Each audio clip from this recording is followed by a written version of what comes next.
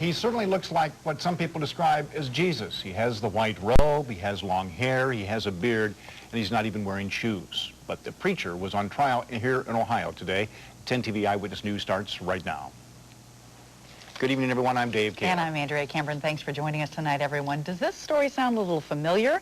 A man wearing a robe and sandals preaches to the masses. Everywhere he goes, he draws a large crowd. But the timeline on this story is 1999. It's happening today. And in Ohio, the man was on trial for disorderly conduct in Greenfield. Mike Thompson joins us with his story.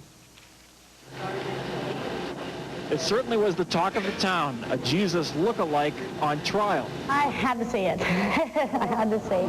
39-year-old Carl Joseph, clad in his white robe, sat reading his Bible, bare feet under the table, as he faced the judge. Behind him, about a dozen supporters outraged by his arrest. I thought it was obnoxious. It was a sham, and I'm ashamed of this community for doing it. When he preaches, Joseph tends to draw a crowd. Police say they arrested him because he was creating a safety hazard, and he would not move on when asked. The crowd gets out in the street. There's nothing more they can do. I mean, they done what they should do, but this man didn't mean for it to happen that way. He's just a good man. However, the judge cleared Carl Joseph, saying he had a constitutional right to preach and was not doing any harm. Joseph's visit to Greenfield was a brief one, but he definitely left his mark.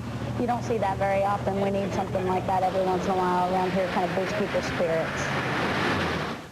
That was Mike Thompson reporting from Greenfield tonight. And stay with us because new tonight at 6 o'clock, Mike will talk to the preacher one-on-one.